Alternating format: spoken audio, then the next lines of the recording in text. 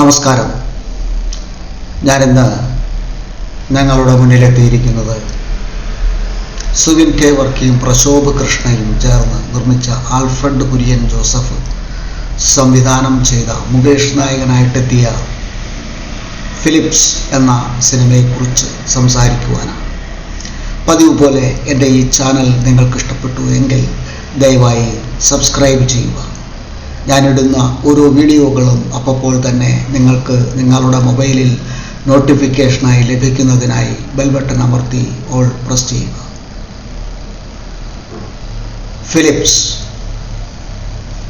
Philips എന്ന മുഖ്യ കഥാപാത്രത്തെയാണ് ഈ സിനിമയിൽ മുകേഷ് അവതരിപ്പിക്കുന്നത്. അദ്ദേഹത്തിൻ്റെ 3 മക്കളുടെയും ഫിലിപ്പിൻ്റെയും കഥയാണ്. മണി, ഇന്നസെൻ്റ് അവതരിപ്പിക്കുന്ന മണി, ഇവരുടെയൊക്കെ കഥയുടെ ഒരു ഏടാണ് ഈ സിനിമ നമ്മളോട് പറയുന്നത്. അവരുടെ സംഘർഷങ്ങളാണ്, അവരുടെ മാനസിക വ്യഥകളാണ് ഈ സിനിമ നമ്മളോട് പറയുന്നത്. ഫിലിപ്പിൻ്റെ മൂത്ത മകൻ ബേസിലിനെ അവതരിപ്പിക്കുന്നത് നോബിൾ ബാബു തോമസ് ആണ്. നവമി ദേവന്താണ് ബ്ലസ്സിയെ അവതരിപ്പിക്കുന്നത്.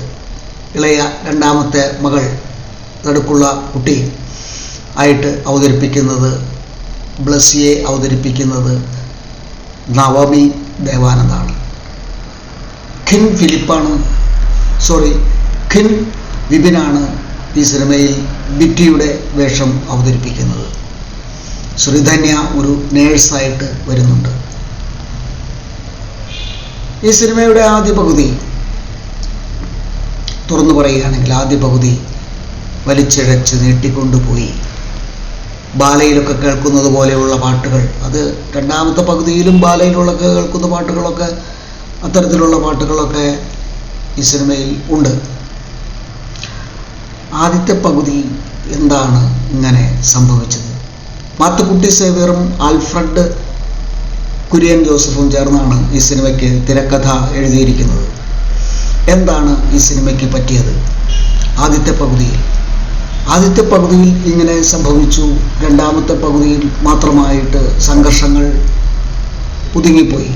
ചുരുക്കി പറഞ്ഞാൽ രണ്ടാമത്തെ പകുതി മാത്രമേ ഉള്ളൂ ഈ സിനിമയിൽ ഒരു സിനിമ എന്ന് പറയുന്നത്. ഖേദമുണ്ട്. നമുക്ക് 1.5 മണിക്കൂർ 2 മണിക്കൂറൊക്കെ ഒരു സിനിമ കാണിച്ചു തരുമ്പോൾ അതിൽ ആദിമധ്യാന്തം ഈ 2 മണിക്കൂറും നമുക്ക് അനുഭവിക്കാനുള്ള, ആസ്വദിക്കാനുള്ള വിഭവങ്ങൾ എന്തെങ്കിലുമൊക്കെ ഉണ്ടാകണമെന്നുള്ളത് പ്രേക്ഷകരുടെ ആശയാണ്, അഭിലാഷമാണ്. അത് പക്ഷേ രണ്ടാമത്തെ പകുതിയിലേ സംഭവിക്കുന്നു.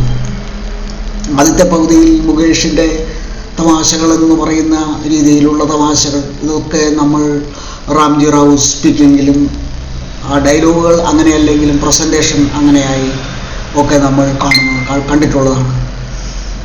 അതിലൊന്നും ഒരു കാര്യവുമില്ല, പുതുമയില്ല എന്നല്ല പറയുന്നത്, കാര്യമില്ല എന്ന് തന്നെയാണ് പറയാൻ ഉദ്ദേശിക്കുന്നത്. ഒരു പ്രേക്ഷകൻ, ഒരു ആസ്വാദകൻ എന്നുള്ള നിലയിൽ അതാണ് പറയുവാനായിട്ട് ഇവിടെ ഞാൻ ഉദ്ദേശിക്കുന്നത്.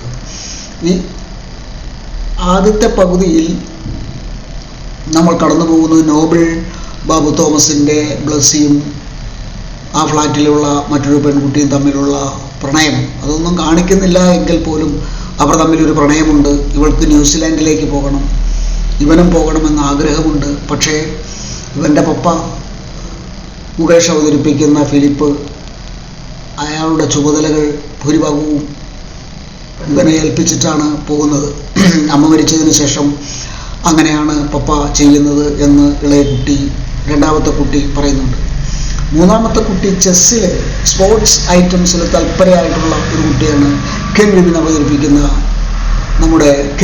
അവതരിപ്പിക്കുന്ന ബിറ്റി എന്ന കഥാപാത്രം, കൊച്ചുകുട്ടിയുടെ കഥാപാത്രം. ആവേശം, സ്കൂൾ കുട്ടിയുടെ ആവേശം. ഭംഗിയായിട്ട് തന്നെ ഈ 2 പെൺകുട്ടികളും ഈ സിനിമയിൽ തങ്ങളുടെ വേഷം ഭംഗിയായിട്ട് തന്നെ ചെയ്തു വച്ചിട്ടുണ്ട്. ഇന്നസെൻ്റും മുകേഷും ഒക്കെ സാധാരണ ഗതിയിലുള്ള ആ കാഴ്ചപ്പാടുകൾ തന്നെയാണ് കാണിക്കുന്നത്. നമ്മൾ നോബിൾ ബാബു തോമസിനെ കാണുന്നത് മാത്തുക്കുട്ടി സേവ്യർ സംവിധാനം ചെയ്ത ഹെലൻ എന്ന സിനിമയിലാണ്. അവിടെയാണ് നമ്മൾ ഈ നോബിൾ ബാബു തോമസിനെ നമ്മൾ കാണുന്നത്. ഇവിടെ അദ്ദേഹം മൂത്ത മകനായിട്ടുള്ള കഥാപാത്രമായിട്ട് വരുന്നു. ഇങ്ങനെ ഇവരിങ്ങനെ പോകുന്ന സമയത്താണ്, ഇവരിങ്ങനെ ജീവിച്ചു പോകുന്ന സമയത്താണ് തമാശകളൊക്കെ ആയിട്ട് അവരുടെ ഉള്ളിലുള്ള തമാശകൾ, ചില തമാശകൾ നമുക്ക് മനസ്സിലാകുന്നുണ്ട്, ഏൽക്കുന്നുണ്ട്, എങ്കിലും അവരുടെ ഉള്ളിൽ തന്നെ തങ്ങി നിൽക്കുന്ന തമാശകൾ മാത്രമായിട്ടാണ് നമുക്ക് മനസ്സിലാകുന്നത്. കാരണം പഴയകാല കോമഡി ആയതുകൊണ്ട് അങ്ങനെയാണ് മനസ്സിലാകുന്നത്. ഏതായാലും അങ്ങനെ പോകുന്ന സമയത്താണ് ഈ കുട്ടിക്ക്, ഇളയ കുട്ടിക്ക് ഒരു പരിക്ക് പറ്റുന്നത്. അതിനിടയിൽ ഒരു തമിഴൻ കുട്ടിയുമായിട്ട് ബ്ലസ്സി അനുരാഗത്തിലാകുന്നുണ്ട്. അത് അനുരാഗത്തിൻ്റെ പൂർണ്ണതയിലേക്ക് വരുന്നില്ലെങ്കിൽ അവർ തമ്മിലൊരു ഇഷ്ടം അവിടെ സംഭവിക്കുന്നുണ്ട്. അവൻ ഒരു ഡിസ്കസ് ത്രോ എറിഞ്ഞ സമയത്ത് അത് വന്ന് ഷോർട്ട് പുട്ടാണെന്ന് തോന്നുന്നു, ഷോർട്ട് പുട്ട് എറിഞ്ഞ സമയത്ത് അവിടെ ആ ഗ്രൗണ്ടിൻ്റെ അരികത്തിരുന്ന ഈ നമ്മുടെ കൊച്ചുകുട്ടി ഭിത്തിയുടെ തലയിൽ വന്ന് ഇടിക്കുകയും അവൾ അബോധാവസ്ഥയിലാവുകയും അവൾ കോമയിലേക്ക് പോയിക്കൊണ്ടിരിക്കുകയും ചെയ്യുന്ന ആ സംഘർഷഭരിതമായിട്ടുള്ള കഥയാണ് പറയുന്നത്.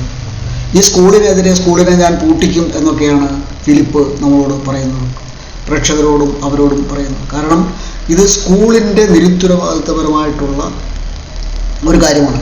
ഇത് ആരുടെയും നിരുത്തരവാദിത്തപരമായിട്ടുള്ള ഒരു കാര്യമല്ല എന്നുള്ളത് ശ്രീധന്യയുടെ ആശ എന്ന നേഴ്സ് ഈ മുകേഷിൻ്റെ കഥാപാത്രത്തോട് പറയുമ്പോൾ മാത്രമാണ് മുകേഷിൻ്റെ കഥാപാത്രത്തിന് മനസ്സിലാകുന്നത്. കാരണം അബദ്ധവശാൽ സംഭവിച്ചതാണ്, അയാൾ മനഃപൂർവ്വം ചെയ്തല്ല, അയാൾക്കുമുണ്ട് കുറ്റബോധമുണ്ട്, അയാൾക്ക് മനസ്സിൽ വിങ്ങലുകളുമുണ്ട്, ഈ തമിഴൻ കുട്ടിക്ക് വിങ്ങലും ഉണ്ട്. അതിനുശേഷം ഈ ബ്ലസ്സിയുമായിട്ട് ഒരകൽച്ച അവിടെ സംഭവിക്കുന്നുണ്ട്. ഇയാൾ മൂത്ത മകൻ ബേസിൽ പപ്പയോട് ഒരകൽച്ച ഉണ്ടാകുന്നുണ്ട്. പപ്പയുടെ ഇങ്ങനെ ഈ കേസിൻ്റെ പുറകെ പോകുന്ന കാര്യങ്ങളും സ്കൂളിനെ പൂട്ടിക്കാനൊക്കെ നടക്കുന്ന ആ കാര്യങ്ങളൊക്കെ അയാൾക്ക് മനസ്സിന് സംഘർഷം ഉണ്ടാക്കുന്നുണ്ട്. അയാളുടെ ജോലിയിൽ അയാൾക്ക് ശ്രദ്ധിക്കാൻ പറ്റുന്നില്ല, പരാജയങ്ങൾ അയാൾ ഏറ്റുവാങ്ങുന്നതൊക്കെ ആയിട്ട് കാണിക്കുന്നുണ്ട്. അവസാനം ഈ സിനിമയുടെ അവസാനത്തിലേക്ക് നമ്മൾ വന്നു കഴിയുമ്പോൾ അവസാനം മെല്ലെ മെല്ലെ റിക്കവർ ചെയ്ത്, അതൊക്കെ ഇൻ്റർവെല്ലിന് ശേഷം മാത്രമാണ് ഈ സിനിമ ഒരു സിനിമയായി മാറിയുള്ളൂ. പിന്നെ എന്തിനായിരുന്നു അവസാനം റിക്കവർ ചെയ്ത് വരികയും ശ്രീധന്യയുടെ കഥാപാത്രത്തെ വിവാഹം കഴിക്കാൻ അയാൾ താല്പര്യപ്പെടുകയും ഒക്കെ ചെയ്യുന്നുണ്ട്. തന്നെയാവാൻ പാടില്ല, നാട്ടിലേക്ക് പോകണം. കൊച്ചുകുട്ടി മകളുമായിട്ട് നാട്ടിലേക്ക് പോകുന്നു. രണ്ടാമത്തെ മകൾ അവിടെ തന്നെ താമസിച്ച് പഠിക്കാനായിട്ട് ഉദ്യമിക്കുന്നു. മൂത്ത മകൻ ന്യൂസിലാൻഡിലേക്കും പോകാനായിട്ട് ഒരുങ്ങുന്നു. ഇങ്ങനെയാണ് സിനിമ അവിടെ അവസാനിക്കുന്നത്. അവൾ റിക്കവർ ചെയ്ത് വരികയാണ്. അവളുടെ രോഗത്തിൽ നിന്നും മെല്ലെ മെല്ലെ റിക്കവർ ചെയ്ത് വന്ന് അതൊക്കെ കണ്ടിരിക്കാവുന്ന ഒരു സംഗതി തന്നെയായിട്ട് അവൾ കുറേയൊക്കെ റിക്കവർ ചെയ്ത് ഇങ്ങനെ ഇരിക്കുന്ന സമയത്ത് നാട്ടിലേക്ക് പോകാനായിട്ട് ഉദ്യമിക്കുന്നു. അവിടെ വെച്ച് സിനിമ അവസാനിക്കുന്നു. സിനിമയുടെ അവസാനം പിന്നെ ഇന്നസെൻറ്റിൻ്റെ പഴയകാല സിനിമകളുടെ ഒക്കെ ഒരു കാര്യങ്ങളൊക്കെ ഇങ്ങനെ എടുത്ത് കാണിക്കുന്നുണ്ട്, ഷോട്ടുകൾ കാണിക്കുന്നുണ്ട്. എന്തിനായിരുന്നു അത് എന്ന് എത്ര ആലോചിച്ചിട്ടും പ്രേക്ഷകർക്ക് മനസ്സിലാകുന്നില്ല.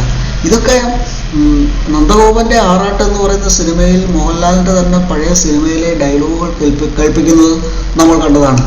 അത് അരോചകമാണ് എന്ന് തന്നെയാണ് നമുക്ക് പറയാനായിട്ട്. RRR എന്ന സിനിമയിൽ അവസാന ഭാഗത്ത് അത്രയും വരെ സിനിമ കൊണ്ടുവന്നിട്ട് അവസാനത്തെ എല്ലാവരും കൂടി ചേർന്നുള്ള ഡാൻസൊക്കെ എന്തിനായിരുന്നു എന്ന് നമുക്ക് സംശയം ഉണ്ടാവുന്ന ഒരു കാര്യം തന്നെയാണ്. അതൊന്നും ആസ്വാദനത്തിന് ഒരു ഗുണവും അതൊന്നും ചെയ്യുന്നില്ല എന്ന് തന്നെ വേണമെങ്കിൽ പറയാം. ഇവിടെ ഈ സിനിമയിലും അങ്ങനെ തന്നെയാണ് സംഭവിച്ചത്. മാത്രമല്ല ആസ്വാദനത്തിന് പറ്റുന്നില്ല എന്ന് മാത്രമല്ല അത് അരോചകമായി മാറുകയും ചെയ്യുന്നുണ്ട്.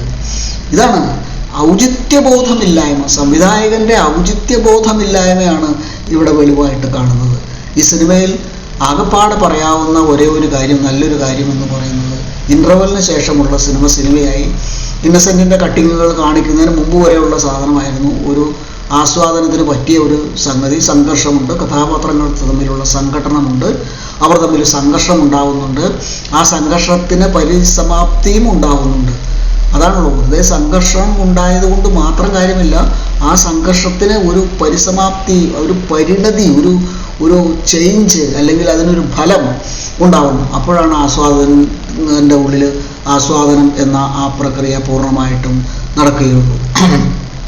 കല എന്ന് പറയുന്നത് കലാ ആസ്വാദകൻ്റെ മനസ്സിനെ ശുദ്ധീകരിക്കാൻ വേണ്ടിയുള്ള ഒന്നാവണം എന്ന് തന്നെയാണ്. പഴയ തിയറി ആണെങ്കിലും അതൊക്കെ ശുദ്ധീകരിക്കാൻ വേണ്ടി തന്നെയുള്ള ഒന്നായിട്ട് മാറണം. അപ്പോൾ മാത്രമാണ് അതിന് ഫലം ഉണ്ടാവുകയുള്ളൂ. ഇതുപോലെ പഴയ കട്ടിങ്ങുകൾ കാണിച്ച് വെറുതെ ആളുകളെ സമയം മെനക്കെടുത്തരുത് എന്ന് മാത്രമാണ് പറയാനുള്ളത്. ഇവിടെ ഈ സിനിമയിൽ അത് സംഭവിച്ചിട്ടുണ്ട്, അത് സംഭവിക്കാൻ പാടില്ലായിരുന്നു. പിന്നെ എന്തിനാണ് പാട്ടുകൾ, പഴയ സിനിമയിലൊക്കെ കാണുന്ന പോലെയുള്ള പാട്ടുകൾ, ന്യൂ ജനറേഷൻ സിനിമയുടെ തുടക്കത്തിലുള്ള നമ്മൾ കണ്ട രീതിയിലുള്ള പാട്ടുകളൊക്കെ എന്തിനാണ് ആർക്ക് വേണ്ടിയിട്ടാണ് നിങ്ങൾ ഈ സിനിമ ചെയ്യുന്നത്? ആസ്വാദകർക്ക് വേണ്ടിയിട്ടാണെങ്കിൽ അവരെ ആസ്വദിപ്പിക്കണം. നിങ്ങൾ നിങ്ങളുടെ ഹൃദയത്തിൽ ചവിട്ടി നിന്നുകൊണ്ട് സിനിമ ചെയ്യണം, നിങ്ങളുടെ രക്തത്തിൽ മുങ്ങി നിന്നുകൊണ്ട് നിങ്ങൾ സിനിമ ചെയ്യണം, നിങ്ങൾ കലാസൃഷ്ടി നടത്തണം. അപ്പോഴാണ് അത് ആസ്വാദകൻ്റെ മനസ്സിൽ നിന്ന് വരുന്നതേ മനസ്സിലേക്ക് പോവുകയുള്ളൂ എന്നുള്ള കാര്യം നിങ്ങൾ മനസ്സിലാക്കണം. പിന്നെ വേറൊരു കാര്യം പറയാനുള്ളത്, അതൊക്കെ ടെക്നിക്കലായിട്ടുള്ള തെറ്റ് തന്നെയാണ്. വളരെ അക്ഷന്തവ്യമായിട്ടുള്ള അങ്ങനെയൊന്നും സംഭവിക്കാൻ പാടില്ല, ശ്രദ്ധയില്ല. അതാണ് പ്രശ്നം.